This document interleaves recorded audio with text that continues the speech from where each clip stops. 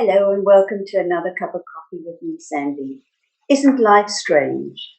I was at a lunch the other day with my very good friend and very strong woman, Maria Jose Cagnetti, who is the president of Helicopter Sanitarius.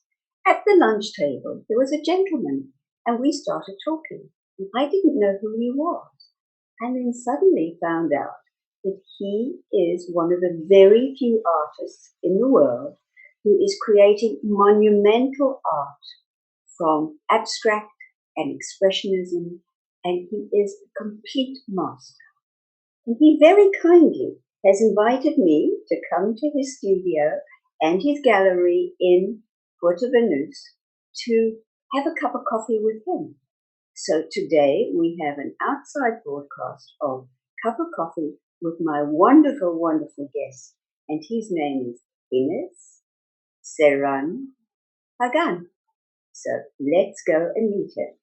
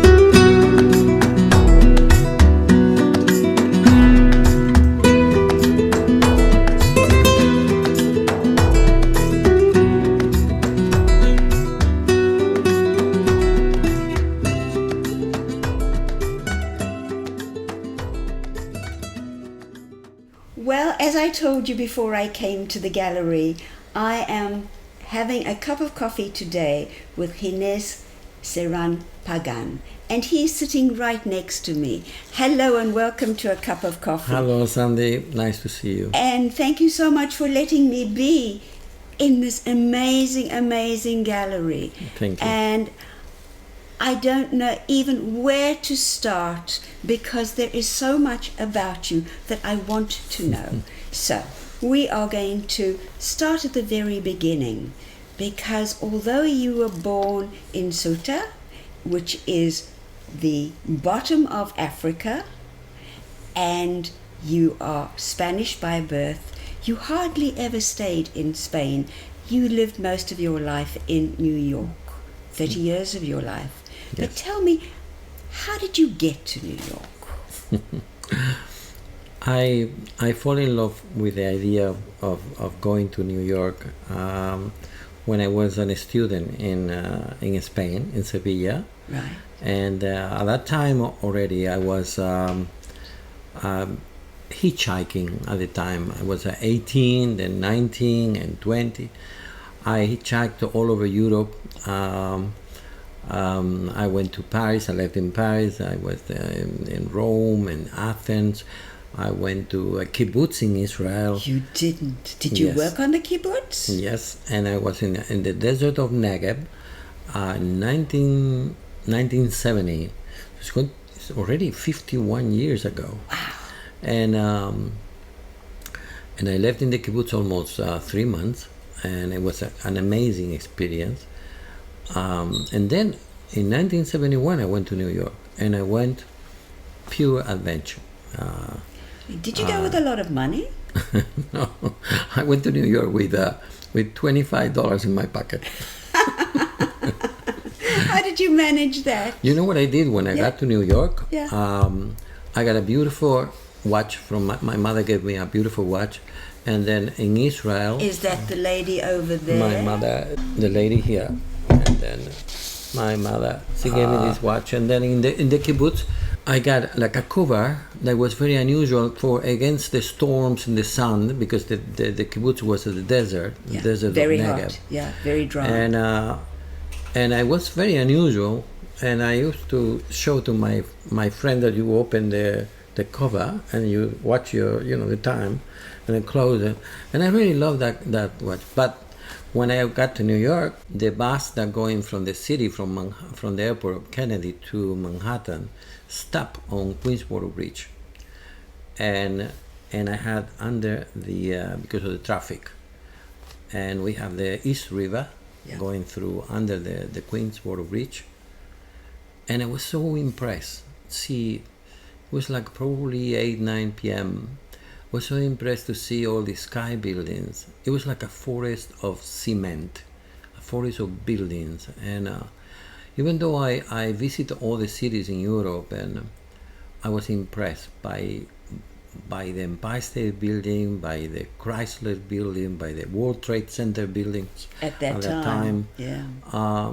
The river, the Brooklyn Bridge, and I thought myself so insignificant there that I said, I don't know why I did it, but I took out my watch and I threw to the river. You didn't do that. I did. From the bus, I threw to the river and I said, I'm not going to be a slave of time here. Or I make it or I don't make it, but I want to do it. I don't want to be enslaved here. I want to make it. I want to be free. Since then, this is 1971. It's exactly 50 years ago. Since then, I don't wear. You've never worn a watch since? Never. So time doesn't mean anything to you? No, I don't believe in time. I believe in the intensity that you live life, but I don't believe in the 24 hours structure of a calendar or a day. So I decided that as an artist and a writer that I really want to be at the time was not going to influence me. My life was going to be designed by what I really loved. I was not going to have a profession, but a way of life. So since then, I don't know what is a Saturday or a Sunday. I work every day. I made art a way of life. It certainly has been. Going back to your parents, where did this art come from? Did it come from your family? Did it come perhaps from your father? Yes. My father was he was a genius, my father.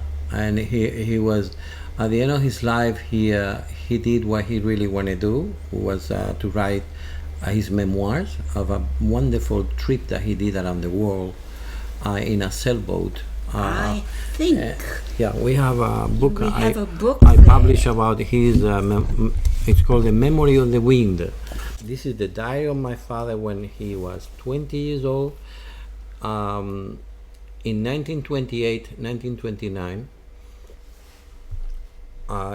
the prologue of the book is written by Christopher Columbus, the direct descendant of Christopher Columbus. The actual Christopher Columbus? The actual Christopher Columbus. No way. He is the Duke of Veragua. He inherited all the titles of Christopher Columbus. Right. And he's one of the highest nobility in Spain. He wrote the prologue, the introduction of the book.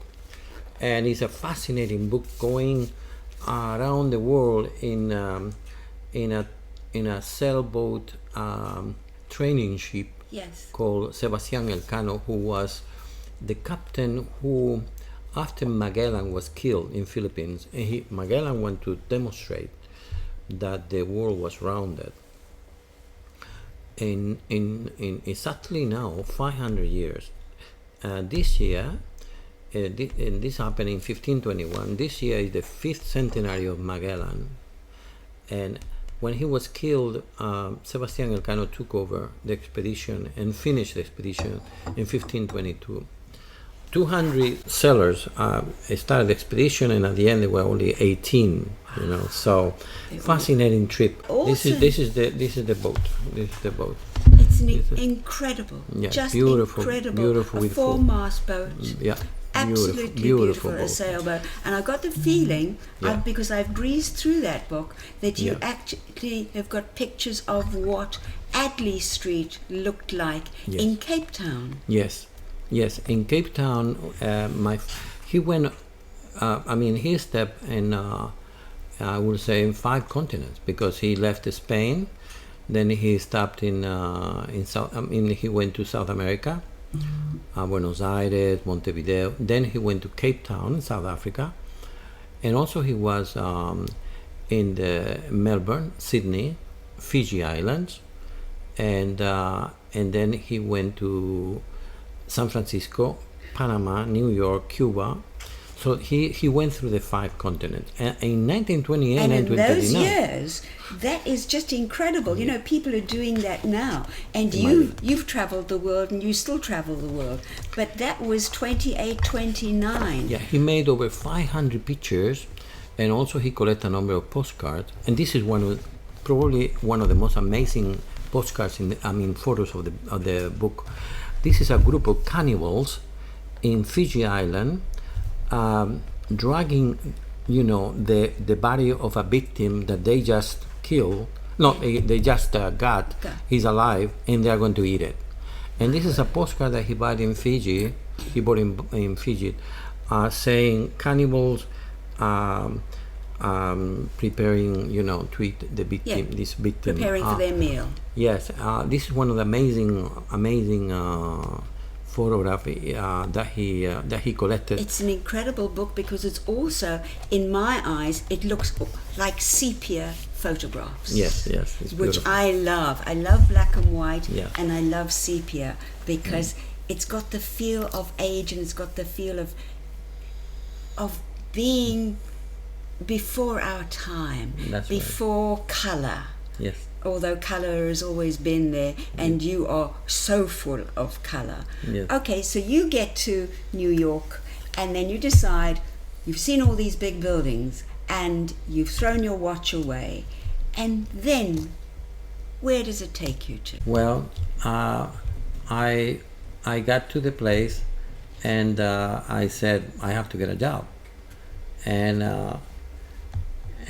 the following day I went to get a map, and I was learning by myself that in English the vowels you pronounce A is A, so you pronounce it A. Yeah. Like however, you say America, you don't say America, even though A is A. Sure. So I learned A, E, O, U, whatever. All the vowels. So I thought a map you pronounce MAPE, because you're supposed to say A. Sure. And I went to the newsstand to buy a MAPE. I said, MAPE, New York. The lady at the stand, a cranky old lady, said, "What? MAPE?" I said, "MAPE of New York, please." MAPE, what is MAPE? And then she thought that I was crazy or was going to do something. Sure. So, and then I have to run from her because she was becoming very hostile. But I remember that day that I was in New York, in front of YMCA, which was at 23rd Street, it still is there. Well, I think that they changed just a few years ago, YMCA, but it was there for many, many years. 23rd Street, between I think 8th and 9th Avenue, or 7th and 8th Avenue, and in front of the door, YMCA, the other side of the sidewalk, was a restaurant, a Spanish restaurant called Don Quixote. And I said, "Wow, I'm sure that they would know Spanish." And then I go, there is a man in the bar, and then I said, it was early in the morning, they were cleaning there, and I said, "I'm a student from Spain, and then could you please tell me if you have a job for me? I can be a waiter or cleaning dishes or whatever. I want to stay the whole summer in New York." And they said, "I'm sorry, but we don't have any job for you. Precisely, I'm leaving and to Spain, and we got someone for the job." And then when I was leaving, he asked me, "Where you come from? Which city in Spain?" And I said, "Ceuta, my hometown." He said, "Ceuta?" He said, "I'm from Ceuta too," he said. I don't believe that. And this is the first practically the first person you spoke to. Yes, in New York. Imagine. Yes. Someone from my hometown.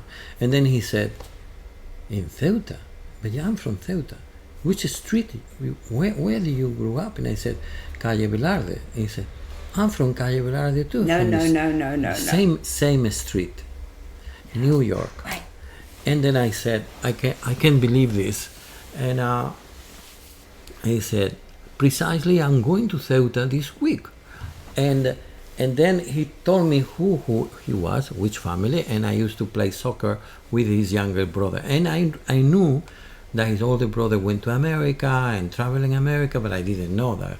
So it's an amazing coincidence that he gave me the name of another friend from Ceuta. He said, well, I'm leaving, but Vicente, I can help you. You just tell him that I'm sending you. And he works in like a nightclub. And it was like 14th Street on the website. And then he was like a bodyguard of the nightclub. So I go there, and there was a fight, and this man, it was very big man, and I asked the lady at the bar, and I said, "Where is Vicente here?" I said, "Yeah, he is the guy."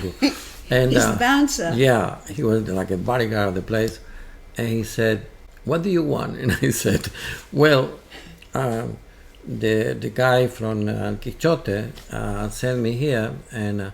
I'm from Ceuta too, and he hugged me, and I said, "Well, you wait for me when we finish here.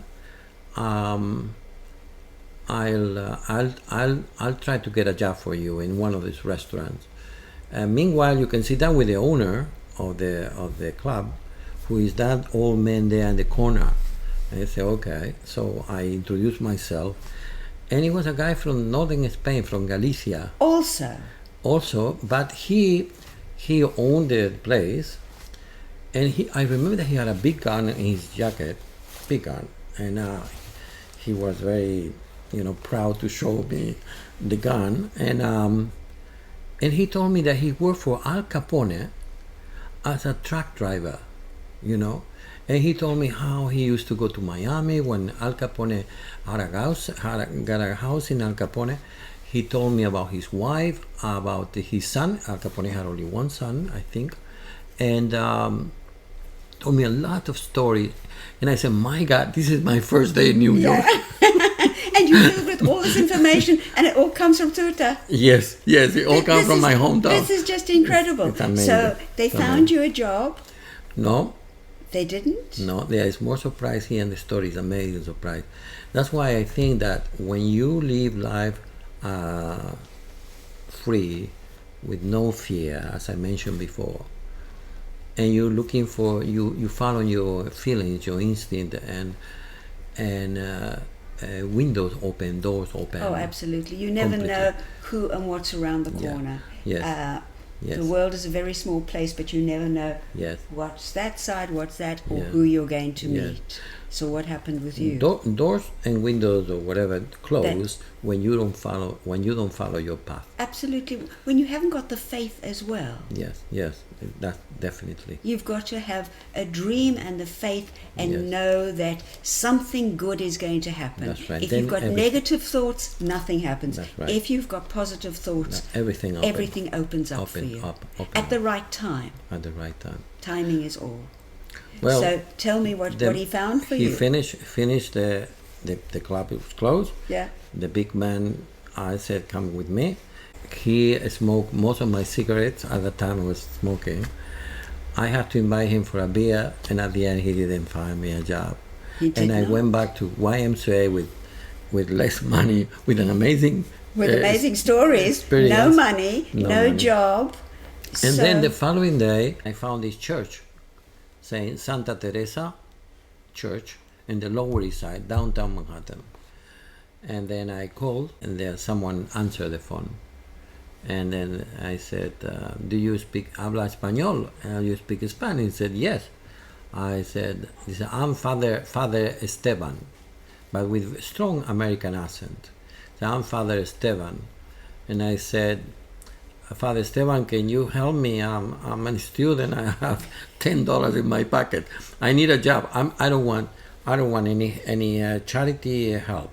I don't want any food. I just want to get a job. So I can be here the summer, and I learn English, and I learn the experience being in New York.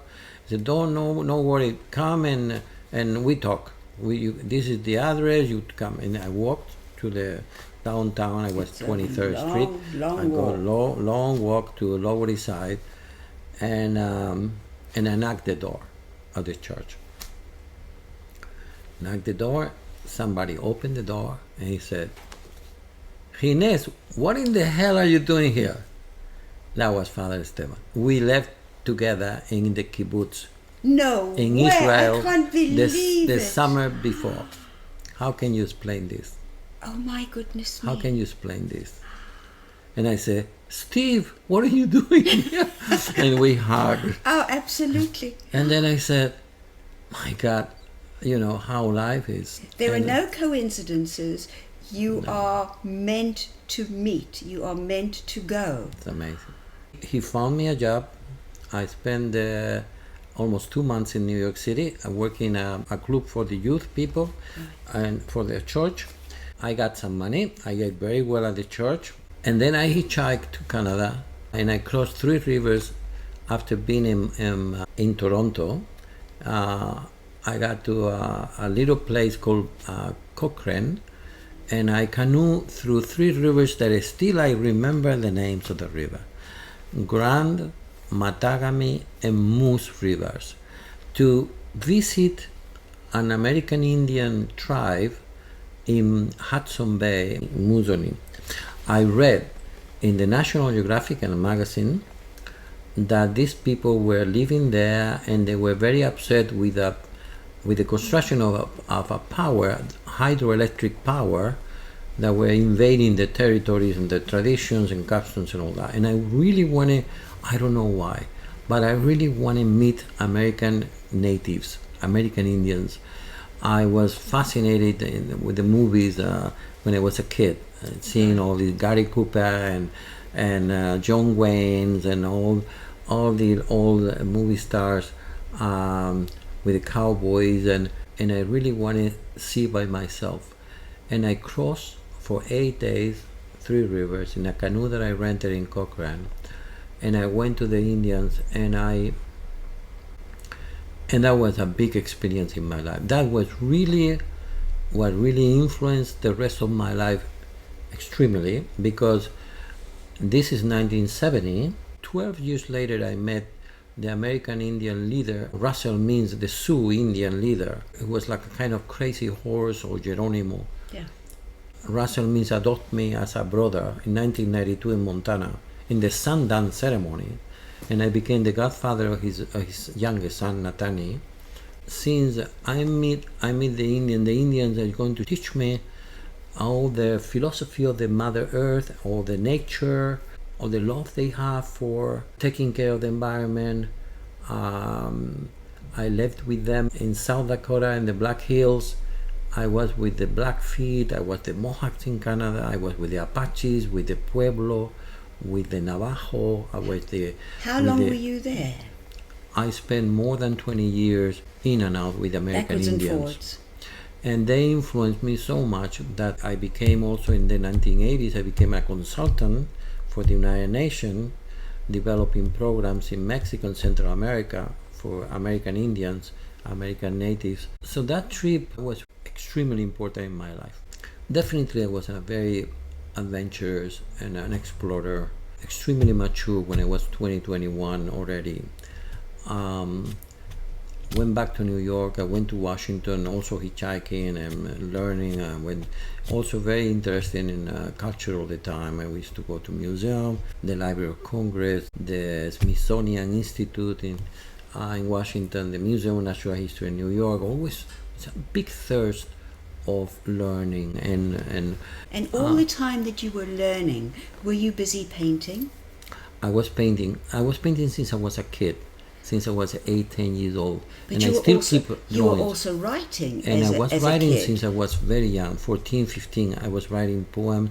I was writing in the newspaper of my school, and I wrote my first book 1 year after this trip in 1971. I wrote a book precisely about drugs and how young people became drug addicts, which were the causes. Sure. And I got my first prize of psychology center in Spain, and the first prize of a contest. The book was published a couple of years later, but I wrote that book when I was 20, 21, 22. You did so much before you were really even 21. Yes. Yes. With the traveling and the meeting and the painting. Yes. And then from painting, did you go on to sculpturing? Yes. Before painting and sculpture really became, I decided to come back to New York when I went to Spain to the college. Yeah. I said no. I got a scholarship to study in Germany, in Heidelberg. Philosophy. I was studying philosophy. Then I said maybe I should go to Leuven in Belgium, but I had in my mind New York. I got a girlfriend, American girlfriend at the time in Sevilla, who was in an exchange program from City University of New York with Sevilla, and is the mother of my daughter now. And then I said, let's go to New York, and let's go back to New York. And then New York, I applied in Columbia, applied in New York University. Both accept me, and then I choose New York University. Was more open in the village, Lower East Side, downtown area that I knew, and I got 6 scholarships. I never pay a penny, and I have to keep a minus average. And then I went to New York. I studied anthropology, and I started writing. Most of my works I published. As a student, I had to write reports and works. I was really a very good student in the sense that I loved what I was doing. I wanted to learn about other cultures, of other people. It was an amazing experience living in New York as a potential and future anthropologist. And I created a school. I created a school of to help immigrants and adults immigrants, and I created a school in the Lower East Side, in Delancey Street, next to Delancey Street. Delancey Street. So Delancey Street was where where you ended up from that section. But now I want to know, I've seen a picture of this painting, and it is a very well-known poet, if I'm correct. Yes. An American poet. That's right. Walt Whitman. Walt Whitman. Please tell me about this painting. How did you come to make this unbelievable, magnificent painting? Walt Whitman was probably is considered probably the father. He's the godfather of American poets. That's right. Yeah. He's the father of American poetry. He was born at the beginning of 19th century, Yeah. and he died at the end of 19th century. So probably he died around 80 years old. And he was born in Long Island in New York, and very free man. He was like it's wonderful to read his Leaves of Grass and other poems. I made this painting when I was in New York. I bought a house in Southampton, New York. I remember that I made this huge house. We call it the Red Barn Atelier. I had the singer Billy Joe as my neighbor, Tom Wolfe, the writer, in the same street, on Main Street. We have Liechtenstein. We have is the town of Max Ernst's family, Kandinsky's, and the Kunings, and we have movie stars there. Alec Baldwin we lived very close with Kim Basinger, and many people that are and designers like Donna Karan, and so. But what made you decide? I made this portrait because I wrote poems since I was a kid, and poetry is really inside. It's embedded inside me. I think poetry probably is the most pure form of expression, and it comes really deep inside, from deep inside. Comes from your soul. Yes, and you see, we are listening poetry all the time, even though people don't realize it. But every song is a poem. Songs are definitely poems. Music is Yes, poetry, very much so. and I mean, is a tribute to love, to anything. I remember when I finished this painting, I was going to have an exhibition in a gallery in Sag Harbor, very close to Southampton. Yes, yeah. And I on know the Sag way Harbor. there, we carried this painting on the truck, the back of the truck, and then suddenly flew away from the truck and it started flying. I saw it from the mirror. Said, oh my God, my painting of Whitman, flying like the old man really want to fly. He wanted to go away. He want to be away. And then it got into the road. We picked it up, and then I exhibited there. And then I exhibited in Tokyo. I exhibited in China. I exhibited in Miami. This travel around, and I want to keep it. I didn't want to sell it. I want to keep it with me. He was a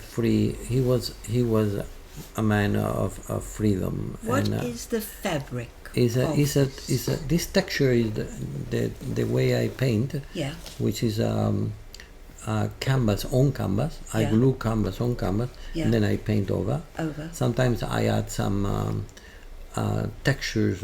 Could be something called modeling paste or paper pulp, or something I make with paper, sand from the beach, glue and water, and it becomes like really hard.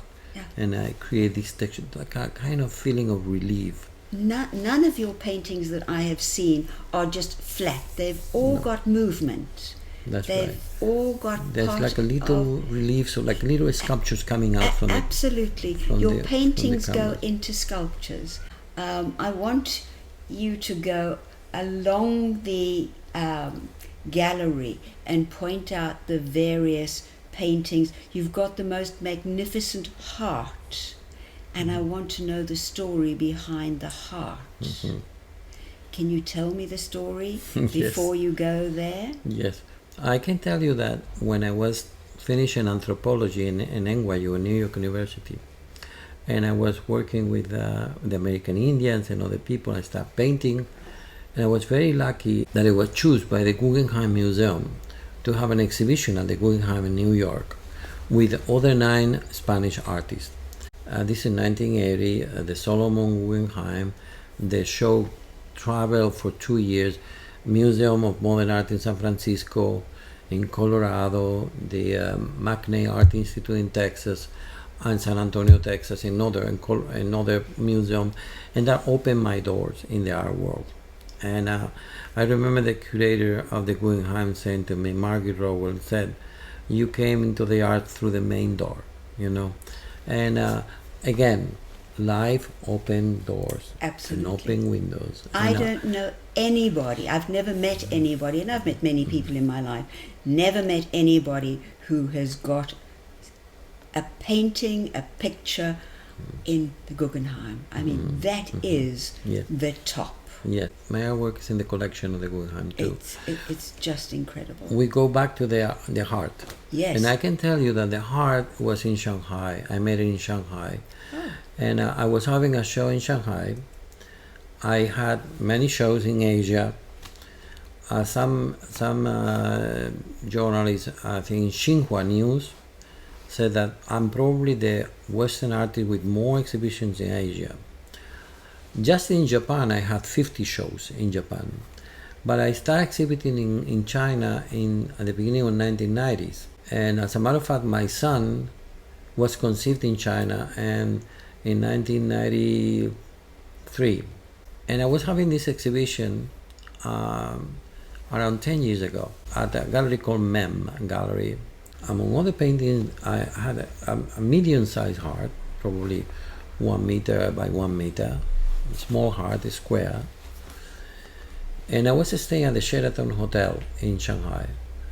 And my dealer, the owner of the gallery, called me and said, "Ines, I have a lady who wants to buy your heart." The show was almost completely sold out. It was probably 90% sold out. And she said, She's the owner of the Sheraton Hotel chain. She inherited from the father, and her name is Amy Ho. And then I said, what coincidence, I'm staying at the Sheraton. And he said, okay. I said, we're going to have lunch together so that you can meet her. And then at the lunch, the dealer told the owner of the Sheraton, don't buy this painting. Don't buy to him. And I said, why not? Why not? She likes the painting. Why not? And he said, don't buy. Ask him to make a huge heart. And we both stayed looking at her and said, a big painting, 2.5 meters by 2.5 meters. You put it in the lobby of your hotel, and you create a campaign of honeymooners coming, getting a selfie, put a bottle of champagne in the room, and you advertise like the painting brings good luck to the honeymooners, and you will see how thousands of people will come to your hotel. Amazing marketing. Then she said, that's a great idea.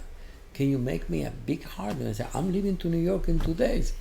I said, please, how long it will take you to make a painting like this? And I said, it will take me at least a week or 10 days or 2 weeks. And he said, I'll organize the penthouse of the hotel. I'll buy all the paint and the canvas. I'll get you 2 or 3 assistants, a chauffeur in the door whenever you want to go. And I just was kidding and said, can I get a masseuse too? He said, yes, a masseuse too. And I said, okay, so let's do it. And she said, I'll pay you in cash, you know. So then I stay in the hotel, and she moved to a presidential suite. I was staying in a normal room, so I was staying in the suite. I was painting in the penthouse of the hotel, and then I asked her to buy canvas and stretches for 2 paintings, not 1. And then she said, 2? You said that you were not going to have enough time to paint. Now you're going to make 2 hearts? And I say, I want to make 2 hearts. I said, why? And he said, well, I'll make a heart with 1 condition. And I said, which one? He said, that you become my assistant. And the owner said, me? I'm so busy. I have a foundation, all these hotels. I don't have time. I'm an executive woman. I'm a business woman. I never paint in my life. I said, no. After all your meetings and all that stuff, you come with the oldest broken jeans, you're breaking the worst shirt, and then you are with me painting. I'm going to tell you what to do. And she started laughing and said, okay, if that is the condition, otherwise I don't make it. I said, okay.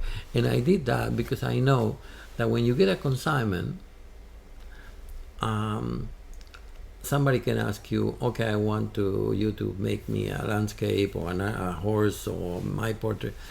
Sometimes, if they don't like the painting, you ended up with doing all that work for nothing. Absolutely. But if you involve the person in the painting at the end, since she or he collaborate with your work, then definitely they're going to love it. They will There's love no question about no it. question. And has the heart been in every Sheraton hotel? That's right. So no, well, the heart, she working with 1 heart, and the other heart, I was working by myself.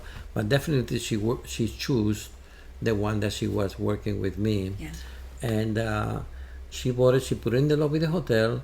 She created a campaign, the advertising campaign, the marketing. Thousands of honeymooners come, get the photograph, and many other people who are now honeymooners. Sure. And then she created some phone covers with the heart.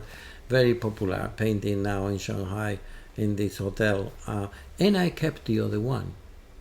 And this other one is the one I have here. This one that you've got here. And it's a tribute to love. Absolutely. Yeah. It's filled with love, and it's filled with passion and colour. Yeah. And it's just, Yeah, it's special. It's Valentine every day. Yes. Valentine doesn't have to Yes. be the 14th It's a of February. Valentine painting. It's a Valentine every single day of your life. Now you have got the most incredible horses, huge horses outside your gallery. Tell me about the horses. How big are they for starters? I love horses. I mean, it's an Well, animal. you love animals. So I love animals, and I grew up with animals when I was a kid, and horses are very special animals. When I was adopted by the American Indians in the Sundance, they called me an American Indian name, which is Shunkawakan, which means sacred dog, which means horse. So Okay. when the Spanish people got Christopher Columbus and Hernan Cortez and all the expeditions in America, the American Indians didn't know horses. There were no horses in America. So they hunted the buffalo by foot. However, archaeologists found out that there were horses in America 25,000 years ago, but the natives used to hunt them.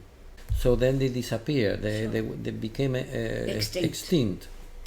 And so when the first expeditions of the Spanish people came to America, they never saw horses. And then they started using them, and the trade of horses was very important, created a revolution among the American Indian tribes. Those horses came from South Spain, from the Huelva, from the Marismas, and where the first boat start leading to the new continent. And those horses created also the culture, the culturas, the vaqueras, the cowboy. Because the cowboy in around Texas and Arizona, they create also the charro in Mexico, the llaneros in Venezuela, the gauchos in Argentina. All this cowboy culture was originated by these horses that came from South Spain, and they called me Shungawaka. And I remember I was in South Dakota, and I saw a group of Mustangs horses, like free horses, and I was with an American Indian elder, and I said, this reminds me my homeland. It reminds me of Spain. And then the old man looked at me and said, for bringing us the horse, we almost forgive you. He said, we almost forgive you. And then I realized, and I said, how important was the horse in this country? Sure. Last year I presented a project here in Spain to create the Museum of Horses here. They loved the idea. We are going to do it. And where are you going to do in this? Huelva, in El Huelva. Rocío, Okay. the place where really the horses Yes, where it came start from. going. Yeah. And When did you actually make the horses that are standing I made outside these the horses. gallery? It was one of my sponsors, Chinese Filipino sponsor, who owns a big company called Mega World in the Philippines. They own casino. It's a developing company. They create cities, and they have also brandies and liquor, whiskey and wine. And they bought a big company in Spain called Domecq. Domecq, sure. Domecq, and then they are now the owners of Domecq, Oh, and okay. And they have a very successful brandy name called Emperador, Emperor, and they the most I think it's number one brandy in the world in terms of sales, and then 8 years ago the owner, through the Spanish ambassador, addressed to me saying, will you make a sculpture to the emperor, and I said, okay. I said, then I made some designs with the emperor with 4 horses, like a quadriga means 4, and then I sent it to him, and he said, I'm Chinese, I can have 4 horses. Number 4 means death and bad luck in China, so we cannot have 4 horses. He said, well, what do they do? An emperor with 5 horses is going to be too much for a pedestal. Sure. And 3 horses is going to be a poor emperor. Yeah. And he said, well, you are the artist, come up with some ideas. So I came up with the idea of creating 3 horses and 2 lions on the sides, and this is what I created for him. So I made the horses. Now they are in Manila. They are 23 meters high. A monument. It's the biggest monument in Philippines, and we inaugurated in 2019. Then I reproduced 2 of these horses that they are in the front of my gallery, and I changed them a little bit. They're incredible. I mean, They are 4 meters high. Yeah. You don't see sculptures this big. No. Everything, all your sculptures are enormous. Yes. And you've told me that you are about to be making a sculpture that is so big that is going to be taller than the Statue of Liberty, That's right.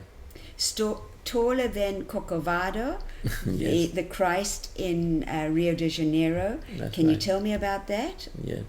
It's a sculpture of Jesus Christ, and it's going to be in the Philippines, since it's the largest Christian country in Asia. And I don't know, I want to make a different Jesus. The whole project started because the government of China asked me to make a big Buddha called the Buddha of Fortune. It's called the Buddha of Fortune. And it's also a project of 125 meters, the Buddha. And I made a sample, but now with the virus and all the economy, and we are resting this project at the moment. And then I came up with this idea of Jesus. It's 3 times the size of the Christ of Brazil, and is higher than the Statue of Liberty. And you can walk inside, and Just incredible. It's an interesting sculpture. Now, I know that you have been given the keys of many cities. You have been given so many awards, and I know that it's something that you don't really feel you want to talk about. You feel that it's you're proud of it, but you don't want to be proud of it. It's not something that you go around boasting about. But I do know, and in your gallery you have got the various awards and keys, which we will show. I was reading something on the internet the other night, in Vanity Fair magazine. And although I couldn't really understand a lot of it because most of it was in French, and there is a book that is about a con man, but you have got something to do with it, and I've hidden the book here, and this book is about the con man who conned so many people, but the one person he never conned was you. Can you tell me the story? If I pass you the book, because there's a chapter there, but it's in French, so I can't read it. So please tell me very briefly the story of the dinner party that you had with this amazing French con man, and how you came to be a chapter in this book of this con man. Well, there's a lot of stories published in different media. Yeah. I think his name was Rockefeller. Yes. He was trading, one of the names he was trading under was Right. Rockefeller. Right. And that's what grabbed me. Right. The story was published by the New York Times and the People magazine, and Vanity Fair, and New York Post, and many, and in Europe too, and they got CNN and 60 Minutes and many. It became a kind of popular story. It happened in 1999, I think. 1999, the year 2000. I was living in New York, and I bought a house in Southampton, New York. And then I was having a massage with a Belgian girl who told me that she was a professional masseuse, and I got to my home, and she came over and said, one of my clients would like to see your work, and he's from the Rockefeller family, and he would like to see your studio. He read something, he saw your work in some place, and I said, there's no problem, you can come over. And as a matter of fact, I called this girl because my dealer from Hong Kong, now that I remember, Derek who organized shows for me in Hong Kong, had a long trip to New York and asked me, can I get a massage? And then I called this girl. That's what happened. I called the girl, she came over, gave a massage to my dealer, and then she told me, I have someone, one of my clients who want to meet you, blah, blah, and he's from the Rockefeller family, and I said, yeah, no problem, you can call him and say he can pass by. She called him, and he was playing tennis. And the secretary said, well, if you want, after playing tennis, we can pass by. And he come to my place with his secretary. Okay. This is the conman Rockefeller. I didn't know. Yeah, but he came as Rockefeller. I didn't know that he was the most wanted conman in the world. The FBI, many different Interpol, agencies. everybody was looking for him. Everybody was looking because he was using different passports and different personality everywhere he went. In California, he called Michael Jackson, Mike Rooney, and many other movie stars, saying that he was the family of an important producer, Italian producer, and sometimes he was a prince. Sometimes in New York, in Southampton, came saying that he was Rockefeller, Christopher Rockefeller. So he was a young guy, maybe his late 30s, early 40s, and he came over very sporty dress, and he introduced himself as Christopher Rockefeller, and I showed him my works, my paintings. He said, well, this one I like, this one I would like to place this one in my fireplace close to my Chagall, or close to my Picasso, or my Pissarro. So okay, and somebody called, and the secretary said, Mr. Rockefeller, Mr. Clinton, the president, is calling you. Hi, Bill, how are you? And okay, we can get together for coffee. I'm now in the Hamptons, and so okay. So, and then the way I found out that he was a conman. Yes. Very funny. I said, Mr. Rockefeller, he chose a number of paintings. Mr. Rockefeller, would you like a glass of wine?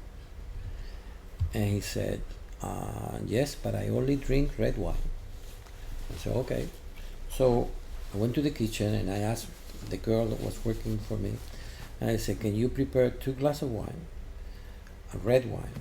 And he said, Ginés, you had a party last night. You don't have a single bottle of wine. And the only wine that we have is a carafe of Gallo. Oh.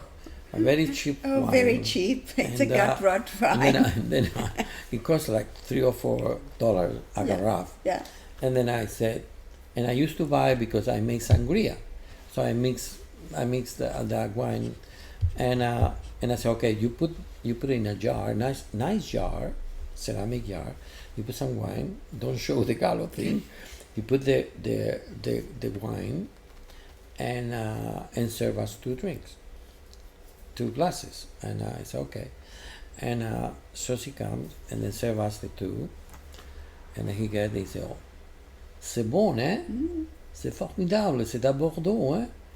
And I said, Mr. Rockefeller is not a Bordeaux, is a wine from California. And He said, but it's very good. He said, yeah, it's good. It's a good wine. And I said, how a Rockefeller cannot distinguish a Bordeaux from a cheap California. They are wonderful Californian wines. Sure. But this one one is really served the bottom of the barrel. It's yeah. very cheap. Yeah. So, and I loved it to mix. And then I said, what is he doing here? If You he's could a smell a conman? rat somewhere along the line. Yeah, I smell rat. And I said, what is he doing here? What he wants, So, okay. So then he signed a guest book I had in my home. And then he left saying that the secretary was going to call me to arrange the payment to get the painting. Excuse me. And then he called me the following day, the secretary, saying, we are going to go back to your place, and we talked about your payment.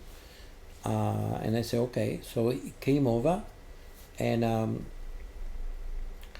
then they asked me if I had an account outside the United States, and I said that I had an account in Switzerland, in UBS, and that they could transfer the money there. And I said, no, please, if you don't mind, since I didn't trust, I said, if you don't mind, I have someone working in my farm. I have like 1 hectare of land, and I have some barns with animals, chickens and pigs, and even a llama. And we really, I had a big place, 10,000 square meter built, Wow. and I made a big gallery for many artists in the Hamptons to exhibit, writers to present their books and poetry. There was all kind of activities in my Red Barn. I call it Red Barn Atelier. It became very popular in the Hamptons, and I said, well, people I have here, they are illegal. I pay them in cash. If you bring me the cash, I'll give you the paintings. I guess that is not a problem for you, Mr. Rockefeller. You will have cash. He said, no problem. If you want cash, I'll bring you cash. He said, then there is no rush. When you finish your vacations in the Hamptons, you can pay and you can take the works. He said, okay. So then he used to come almost every day to my home. And at that time, I have a good wine, and then we have long conversations, and we became good friends. I knew that he was fake. But you still knew somewhere down here it said to you, this ain't Rockefeller. Yes, yeah, but he was an excellent actor. He was like a kind of Al Pacino or Dustin Hoffman. Okay. He was an amazing actor. He was also, he traveled a lot around the world, so he could talk about He was culture. knowledgeable. Very knowledgeable. We talk about Nietzsche, about... I remember one day he said, if the police follow you and you have to hide in a place, in a country, where will you hide? And I said, I don't know. I don't have to escape from the police. And I said, what about you? And he said, well, there is no way you can find out. He told me. He said, give me some proof. Send me some clue, I said, is in America? He said, no. Is in Asia? He said, yes. He said, it's a country where they don't speak an Asian language. I said, yes. And I said, it's Macau. Ah, the gambling city. Yes. And he said, how in the hell you found out? He said, well, I know Macau. And I know Macau. And one of the big owners of casinos in Macau, Mr. Ho, he was one of my collectors by my works in Hong Kong, and I know the daughter, and I met the daughter in some of my exhibitions. But you also make it a dinner party for Rockefeller. Yes, and then I said to him, I said to myself, this guy is an interesting guy, because after traveling so much around the world, in no way I saw him as a criminal. somebody violent or Yeah. no. I saw him with other eyes, and I saw him in a different way. He had a charisma, a power to seduce people with his stories and with personality, but he was not a criminal. Right. And then I said, well, I loved abnormal people, because normal people Boring. boring. Very boring. I get tired of them. But someone that breaks, like art is like that. Yeah. Art is art. There is no art if you don't break reality, and art is a metaphor of reality. And this guy was like a kind of metaphor of the real world. He was dreaming. He was inventing characters. And I said, hey, I want to do something for you, Chris. I call him already Chris. And I said, do you mind if you meet some of my friends? He knew that I have very important people, collectors and all that they used to buy my work. And I said, yes, I would love to. And I said, well, I'm going to organize a dinner for you in my home. I said, okay. And then so we set up Friday at night, in the evening, and I organized a party for him. So I invited some of my friends, and I called them before, and I said, I explained them the character, and I said, you are Japanese. She was a freelance journalist, photojournalist for Newsweek and Times magazines, and I said, you are going to be the daughter, president of Sony. I said, okay. Now another girl was a princess of Greece. Another one was there was a girl who was the director of People magazine, the editorial director, Maria Timiades. I said, and was a very close friend of mine, I said, you will be like the daughter of a Greek magnate, like Onassis. An electrician who used to pick up his son from my farm, who used to play with my son, and they both went to school. An electrician, his name was Peter. I said, you are going to be Pierre, the biggest collector of Picassos, in the world. And he said, but I don't know anything about art. I said, well, what about if he asked me about Picasso? He said, well, if he asks you, you say, I love Picasso, I love Picasso, I love Picasso. That's all what you have to say. So I have all these people impersonating different characters that were not, and Mr. Rockefeller come to the house.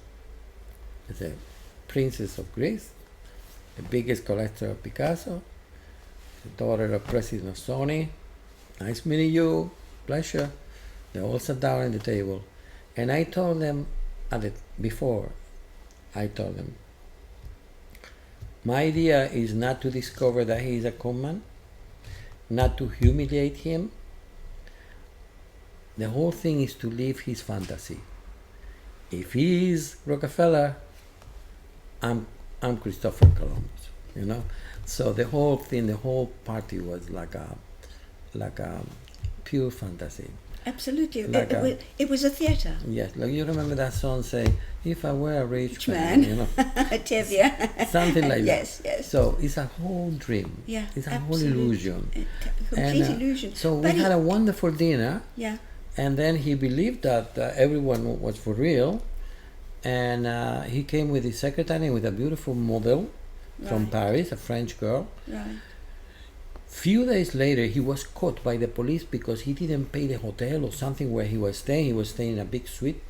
As a matter of fact, Chris he used to get money from one and the other, conning and saying that his hobby or his pastime was to invest in the stock market. And because he was Rockefeller, he didn't want any interest. They can get him money and he will invest it. And people used to give him money to put it in the stock market or trust him for whatever because of his name. Sure. And then he kept the money and he disappeared to another place. So, but he never bought something like a property or something. He burned the money. He got money and he burned it. What kind of Robin Hood, but without giving to the poor? Yeah. It was just he left the fantasy, got the money, and burned it. So he was trying to mentally con people with his mind. Absolutely. With his mind, he conned people. With his mind. But then when he wrote his book, Yes. you have got a chapter in the book, and from what I can understand from my very, very little French, it says that the only person that he could not con or did not con was you. Yes. He was, as I mentioned before, he was in many countries doing this for many, many years. Yeah. And a journalist from Vanity Fair came in one of the interviews, and some of them, they want to have an exclusivity of the story, because a few days after the dinner, he was caught by the police. And one of the journalists, the one working in People magazine, Maria, said, "You were right. He was a con man, and but he paid the bail, and he left, and probably he's out of the country. I knew where he was, hiding, but with a different passport, blah blah blah."